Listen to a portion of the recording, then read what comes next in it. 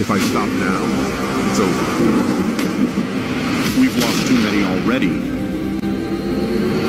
But there's no turning back now.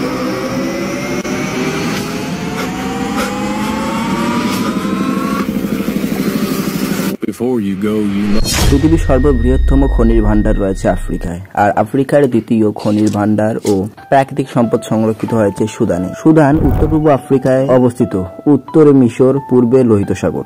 এই সুদানের সীমান্ত বরাবর 7টি দেশ রয়েছে: মিশর, লিবিয়া, চাদ, মধ্য আফ্রিকা প্রজাতন্ত্র, দক্ষিণ সুদান, ইথিওপিয়া এবং ইরিত্রিয়া। এবং সুদানের রাজধানী হলো খার্তুম, আর এই খার্তুম থেকে সুদানের প্রথম যুদ্ধ শুরু হয়। সুদানের কার্যরত রাষ্ট্রপ্রধান হলে general Abdel Fattah al Burhan.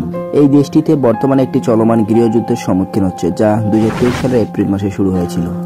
1960 থেকে সুদানের উপর রয়েছে পার্শ্ববর্তী দেশ ও পৃথিবী জুড়ে তার খনিজ সম্পদের উপর কড়া নজর। অন্তঃসংঘর্ষ শুরু হলেই তারা হামলা শুরু করে দিবে এবং নিজের আয়ত্তে করে নিবে সুদান ও আফ্রিকার খনিজ সম্পদকে। আর এই সময়ের সঠিক ব্যবহার করেছিলেন আরব অর্থাৎ ইউএই। কিন্তু ঘটনা এখানে আরো জটিল হয়। 2025 সালের মে মাসে ট্রানজিশনাল সার্বভৌমত্ব কাউন্সিল কামিল ইদ্রিসকে ট্রানজিশনাল সরকারের বেসামরিক প্রধানমন্ত্রী হিসেবে নিযুক্ত করায়। যাই হোক, RSF 2025 সালের এপ্রিল মাসে তাদের নিয়ন্ত্রণাধীন এলাকায় এদের নিজস্ব প্রতিদ্বন্দ্বী প্রশাসন অর্থাৎ শান্তি ও ঐক্যের সরকার গঠনের ঘোষণা দেয়, যা রাজনৈতিক পরিস্থিতিকে আরো জটিল করে তোলে।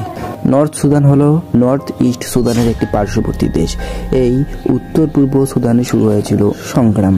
উত্তর পূর্ব সুদানের উত্তর দিকে এবং দক্ষিণ দিকে দুটি দল ছিল, যাদের মধ্যে SAF হলো সরকারের অফিসিয়াল মিলিটারি এবং অন্যদিকে উত্তর পূর্ব সুদানের উত্তর দিকে RSF ছিল এক সন্ত্রাস গঠিত দল।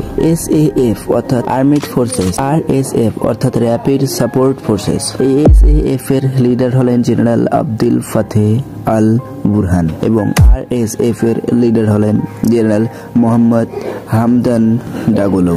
RSF অভ্যন্তরীণ দিক থেকে ক্রমাগত বেআইনিভাবে শক্তিশালী হয়ে উঠতে থাকলে SAF অর্থাৎ যেটা সরকারের অফিসিয়াল মিলিটারি ছিল, সেটি RSF কে নিজের আয়ত্তে করে নেওয়ার চেষ্টা করে এবং RSF এর মাধ্যমে তারা অর্থাৎ SAF সুদানের গভর্নমেন্ট বিভিন্ন ধরনের সুদানিজ অস্ত্রশস্ত্র সরবরাহ করতে থাকে। দীর্ঘ কয়েক বছর যাবৎ এরকম চলতে থাকে এবং অনেক বিশ্বাসযোগ্য হয়ে ওঠে RSF। পরবর্তীতে অর্থাৎ 2023 সালে সুদানের গভর্নমেন্ট কর্তৃত্ব সাফের মাধ্যমে RSF কে নিজের আয়ত্তে করে নিতে চাইলে RSF এর সদস্যরা দাবি করে উঠে RSF এর leader Mohammad Hamdan ডাঙ্গলকে north east সুদানের প্রধানমন্ত্রী করার জন্য।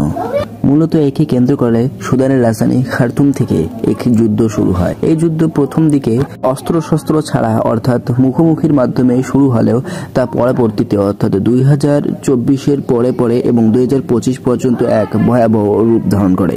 এই যুদ্ধের মধ্যে মিলিটারি থেকে সাধারণ মানুষের অনেক ক্ষয়ক্ষতি হচ্ছে। সুদানের মধ্যে মর্টালিটির হার এত বেড়ে গিয়েছে, উইকিপিডিয়া নিজে বলে দিয়েছে the total mortality from the war in Sudan is unknown. কিন্তু সাধারণ মানুষদের মারছে কে?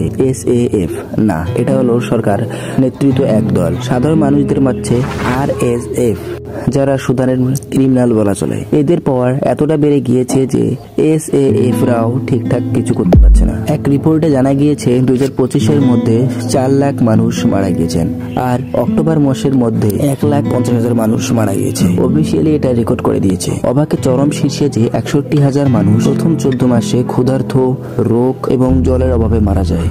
এই 4 লাখ মানুষকে মেরেছিল শুধু কি গুলি করে? না, এদের মারার টেকনিক ছিল আলাদা। কাউকে ঝুলিয়ে মারছে, আবার কারো বুকের উপর গাড়ির চাকা তুলে মারছে, কাউকে আবার জীবিত সিদ্ধ করছে, অনেকের অর্ধ শরীর মাটির নিচে পুঁতে রেখেছে, আবার কোনো কোনো ভিডিওতে দেখা যাচ্ছে শরীরের প্রত্যেকটা অংশ কেটে ফেলছে। সুদানের টোটাল পপুলেশনের 34.1% মানুষ ফোন ইউজ করে এবং সেখানে 28.7% মানুষ ইন্টারনেট ইউজ করে। আর সেখানকার নেটওয়ার্ক কন্ডিশন হচ্ছে 2G, 3G, 4G and 1G। এই শয়নে ঘেরা সুদানে ইন্টারনেটের আড়ালে আরো কত বড় বড় ঘটনা ঘটেছে এবং কত লোককে নির্মমভাবে মারা হয়েছে।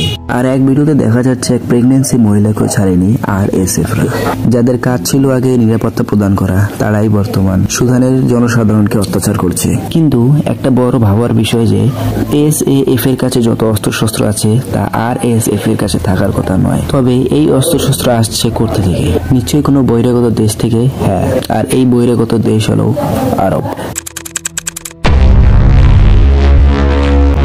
রিসেন্টলি স্টেজের মাধ্যমে জানা যায় যে আরবকে স্বর্ণের লোভ দেখিয়ে RSFরা তাদের কাছ থেকে হাতিয়ার এবং বিভিন্ন ধরনের যুদ্ধের অস্ত্রশস্ত্র সরবরাহ করছে, যার মাধ্যমে সুদানির উপর চরম অত্যাচার ও জুলুম চালিয়ে যাচ্ছে। যদিও মোহাম্মদ বিন জায়েদ আল নাহয়ান বলেছেন আমরা কোনো জালিমদের সাহায্য করব না, তবে স্টেজের সর্বোচ্চ রূপ ধারণ করেছে এই যে আরব সুদানের RS সর্বোচ্চ সাহায্য করে যাচ্ছে।